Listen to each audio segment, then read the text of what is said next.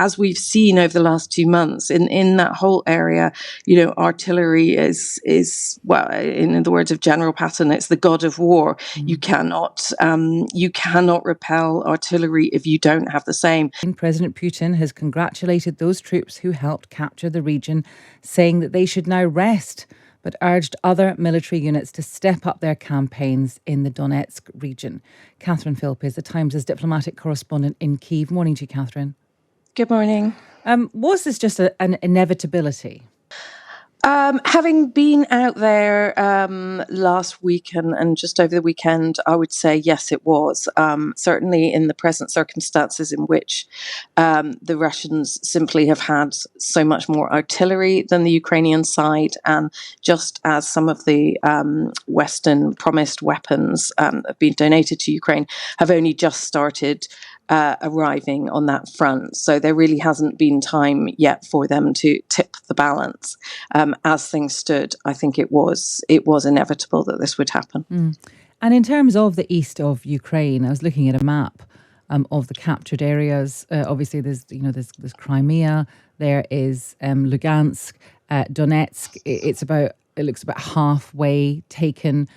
So if the Russians take all of Donetsk, is that particular objective fulfilled? Yes. So when the Russians were unable to take Kyiv, the capital, and when they were had their major assault on those areas in the north, they were repulsed and humiliatingly had to recalibrate the entire battle plan. And it was then that they called the Donbas region, which is made up of Luhansk and Donetsk. That's when they called that their absolute priority. Now that's a much easier area for them to aim at. Obviously, it's bordering right on Russia, so it's easier to supply. It's also got a mostly Russian-speaking population, so there's less resistance in that area from civilians. So there is now about half of Donetsk, as you say, that the front line in Donetsk has not actually moved nearly as much as the one in Luhansk. The problem is that now that Luhansk has been taken, the troops that were involved in the operation there will join up in a kind of a sort of pincer movement to try and assault Donetsk from three sides. And so that's going to make the remainder of Donetsk much harder to hold. How long do you think that will take? I think it slightly depends on how long these troops are really going to rest, that Putin said they can have a rest now. I mean, I think that's possibly a bit of propaganda to make it look like the whole thing's been very easy, when in fact it's actually come at pretty high cost to the Russian troops as well as the Ukrainian troops. So the Ukrainian version of events is that they have got new fortifications in the Donetsk region, and that's where they've gone. Excuse me, and that they will be defending the area from there. But there is very, very heavy shelling going on some of the major cities there, including Slavyansk, which seems to be the next target for the Russians. And as we've seen over the last 2 months, in that whole area, artillery is well, in the words of General Patton, it's the god of war. You cannot repel artillery if you don't have the same.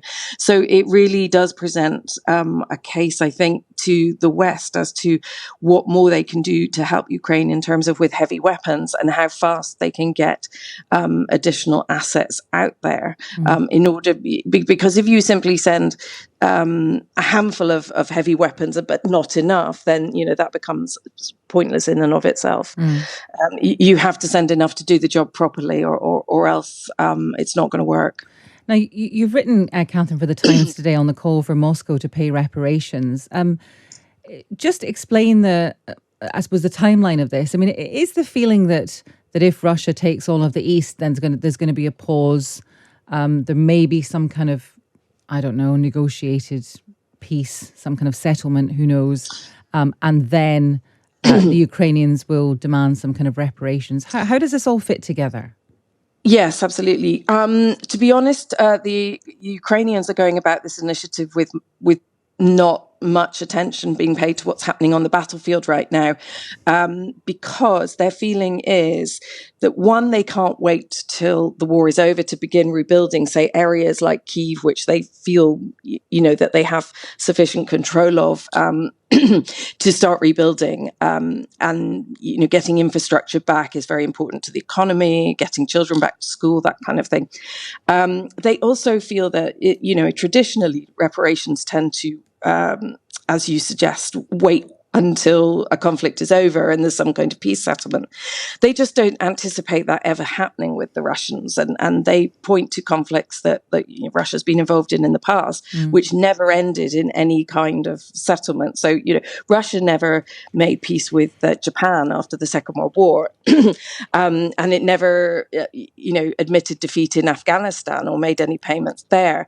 So they are trying a kind of high risk strategy where they're going to go to the United Nations and try to get the General Assembly to pass a resolution that would set up a new and completely untested mechanism for forcing countries to repurpose the Russian assets that they've already seized abroad. So we're talking things like Russian central bank funds, and right down to individual super yachts owned by people like Roman Abramovich, and how that could be, how you get around things like obviously property rights and sovereign immunity to repurpose that money and send it back to Ukraine. It's a bold move, and I know there's a lot of legal skepticism about it, but they say that this is what they will be launching at the UN in September when the full General Assembly meets.